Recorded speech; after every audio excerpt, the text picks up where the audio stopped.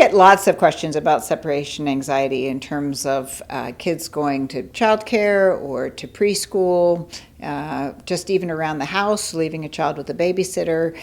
So it's a great question to ask, and while every situation is a little bit different for every family, I think there's some things that kind of can hold true for all of us.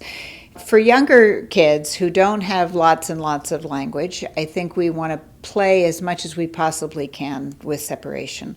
We want to play peekaboo, we want to play hide and go seek, we want to, when a child cries when you leave the room, instead of rushing back, you want to kind of peek around the corner, sort of a, hello, where are you? I see you, I hear you, are you there? Kind of thing. We want kids to borrow our confidence that they're going to be fine with this separation. And if we rush back in and pick them up and hold them real tight, the unintended consequence is to say, oh, you're right, that was very scary, and I can see that you were scared.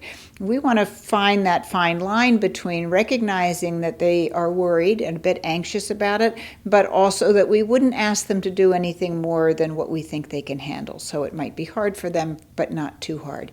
And the key place to do a lot of that is to be as playful as we can and to give kids as many opportunities in play to separate and reunite and find and to learn about object permanence, right? So we can play games where we hide objects under a stuffed animal or inside a blanket and that kind of thing, where you can hide it and they can find it, because that's all part of learning about, if I'm not with my mom, if I'm not with my dad, they still exist and I still exist, right? So that's a huge part of what kids are working on and struggling with.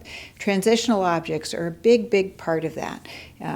Being able to let kids take things to childcare or to the babysitter's house or to grandma's. Those are objects of security that remind kids of their most secure feelings. And so allowing those transitional objects to be there are very important. You can set some limits around them. It has to go in the book bag, has to stay in the locker, has to stay in the car while we go into the grocery store, but at least have an understanding that those objects really do help kids make these transitions a little bit easier for them. Sometimes we see some separation anxiety within the household, that a child only wants one parent to be the primary caregiver and the other one is sort of the ancillary, okay, you can read me a story, but you can't put a Band-Aid on me and you can't give me my food and that kind of thing.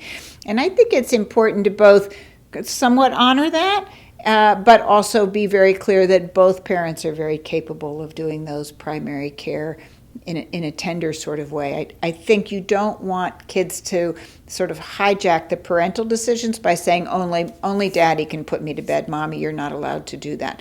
You can make rules and limits around that, because one of the things we're trying to do is to give kids some control over things, but to also help them see that they can tolerate it not going the way that they want it to go. And separation is one of those. It's going to be hard. It may not feel very good, but Daddy knows how to put you to bed. It'll work out all right, right? You may feel like crying. That's okay. That's what kids do when they don't like the decision that grown-ups make. So don't let the crying make you feel like it's too much to ask of the child. The crying is just what a child does to let you know it's not their first choice. Might not even be their third choice, but that's okay. You know that they are going to be okay, and they need to know from you that they're going to be okay. So separation is a lifelong activity for a lot of us, but we really want to help build kids' confidence around it so that they don't have to worry about it, because worrying about a separation can make the thing that they're about to go do then not feel like they want to do it anymore, right? So it's really important to really focus on it and help kids build their confidence around it.